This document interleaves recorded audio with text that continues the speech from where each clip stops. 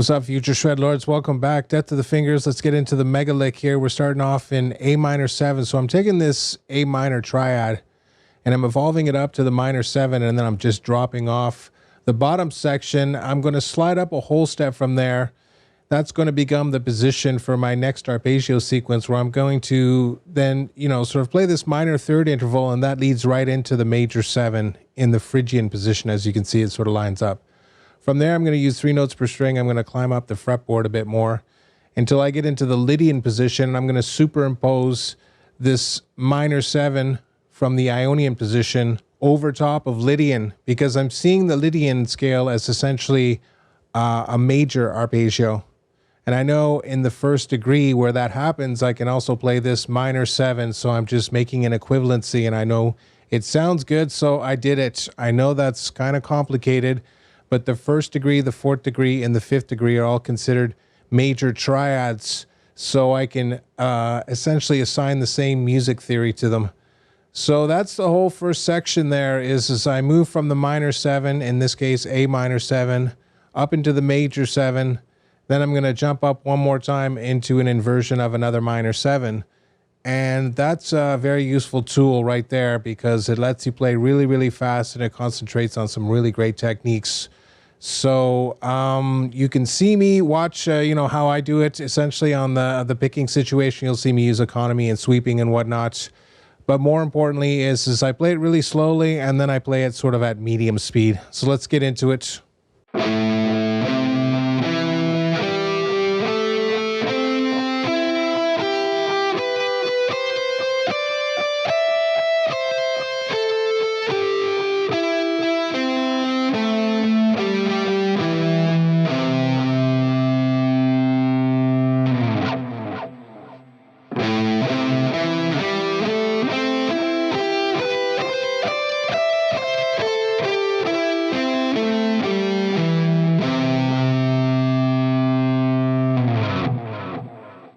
All right, for part 2 here, essentially we're using a dominant 7 chord to add variety, add some flavor to our solo, and give us sort of a leaping off point, right? It destabilizes the simplicity of the original lick and sort of adds a new element into the mix, if you will.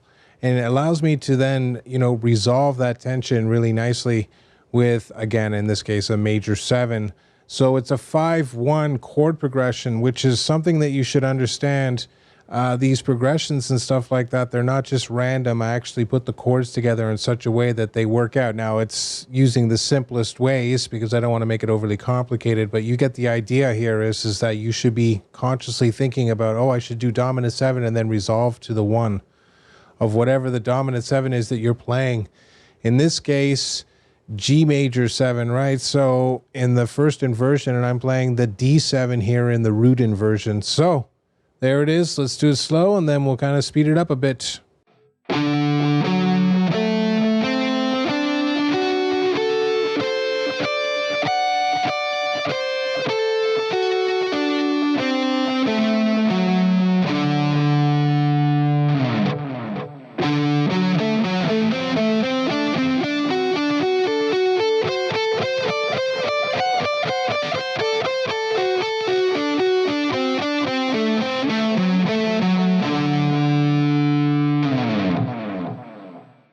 All right, in this section, we're basically playing G major 7 in the first inversion. So what we want to do here is just start off with a group of 5, then we're into groups of 4. So it's no big deal. Let's just leave it at that, and we'll get into the examples here, work up on speed, and be careful of some of those stretches.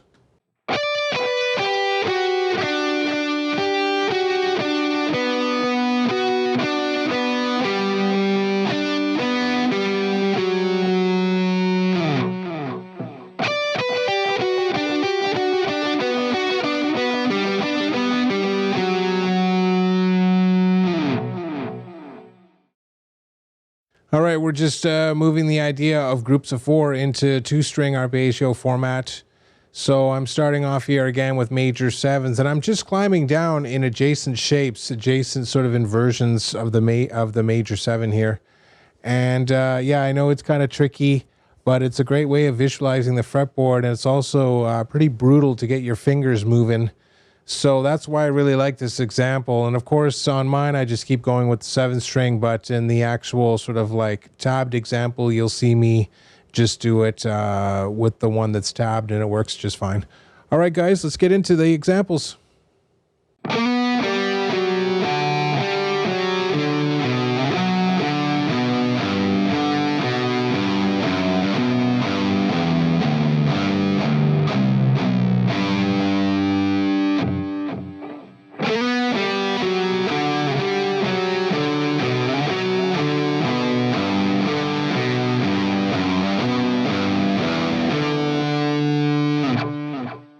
All right, playtime's over now. We're getting into groups of 4 ascending in the Locrian, Ionian, and Dorian positions.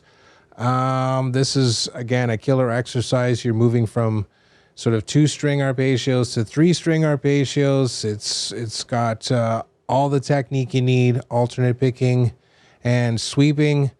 And you can go very fast if you want to, but the most important thing, again, is just visualizing the fretboard and putting it together, these exercises and new combinations. So, start off slow again, and then just sort of memorize the pattern, and then get on it. Let's do the examples.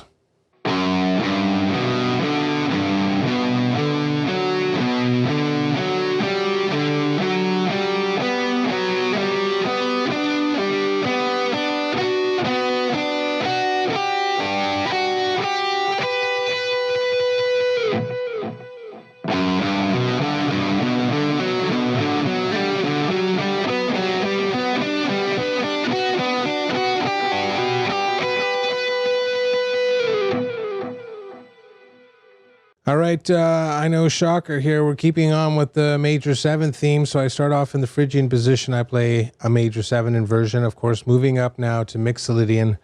I'm now going to factor in a minor 7 because it sounds cooler to me. Jumping up into Aeolian, I'm going to do another major 7, and doing another major 7 at the Locrian position, of course, and of course, ending here in Phrygian again. So I'm just sort of moving through, migrating, if you will, through each of the major 7 positions, except for at Mixolydian, instead of doing the second inversion, I'm now sneaking in this minor 7 because it adds a nice little flavor there. And of course, I do this sort of like weirdo symmetrical scale. And the point is it's a play on essentially the half whole tone scale or the diminished scale, but more importantly, it just gives you an opportunity to cut across the frets in a way that's major, and it sounds pretty cool. And then, of course, ending on the sharp 5, which again creates this sort of pivot point for me to be able to then jump off to my next idea, which of course is going to be the harmonic minor. Let's check out the examples.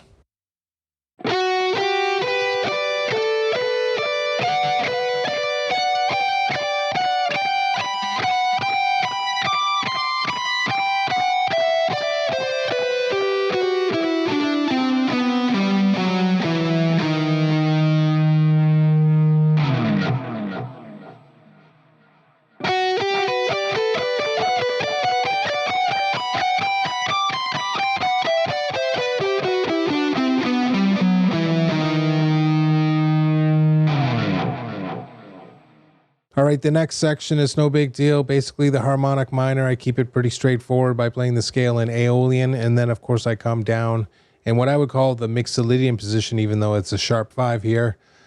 And the most interesting thing about it is obviously the open B. So what you need to remember is that B7 is the 5 chord of E minor when you're talking about the E minor scale. So that's a very important piece of information, and you can hear me use it because I do a cadence at the very end of the song, but it also acts as a tool for me to now use this one note as a bass note over top of this scale system, which of course kind of gives me like a diminished kind of feel, but now with this low B, or any B, imagine your bass player is playing that, you're going to get this sort of major vibe, even though it's still the harmonic minor. Later on, you're going to fill in some of those notes and make it sound a little less harmonic minory, if you will. But to start with, obviously, just stick with the tried and true. So let's get into the examples.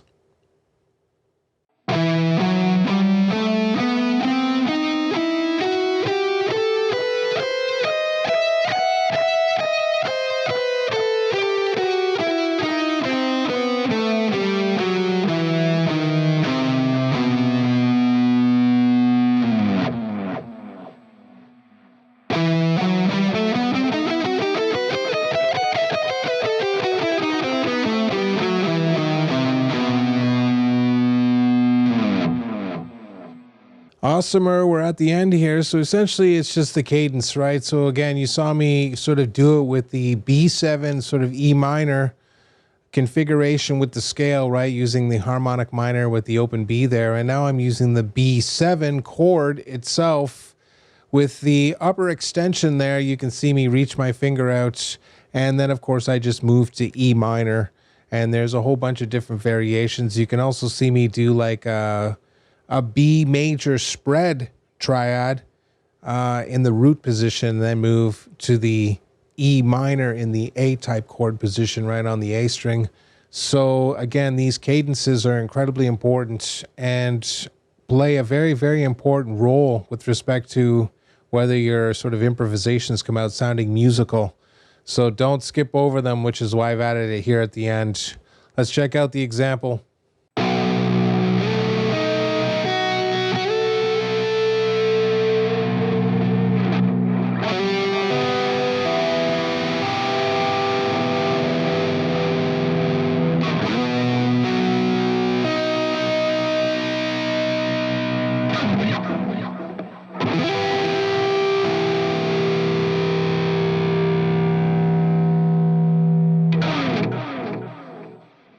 There it is. Let's talk about some basic music principles here. Obviously, you start to see the principle of synergy, me moving from this minor 7 to the major 7 back to the minor 7.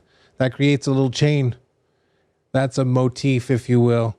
And from there, I create a leaping off point by using dominant 7 in the root inversion, right? That allows me to move a 5-1 cadence, if you will, from the D7 down to the G major 7.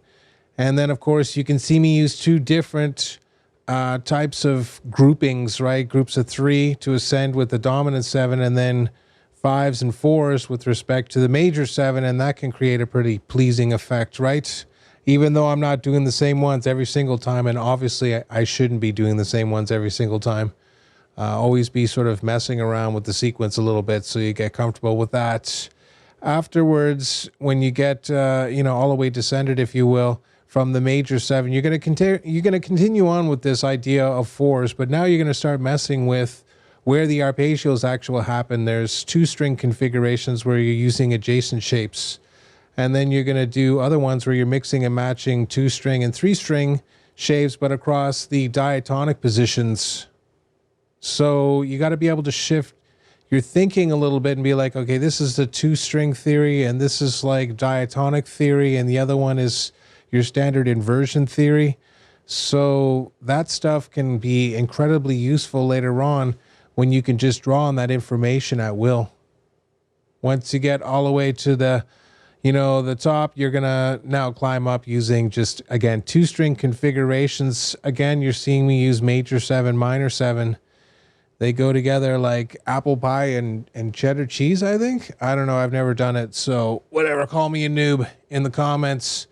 And last but not least, of course, you see me start to use some scalar ideas, right? So after I'm sort of had my fill of the arpeggios, now I want to work on something else. And of course, it creates a different vibe, right?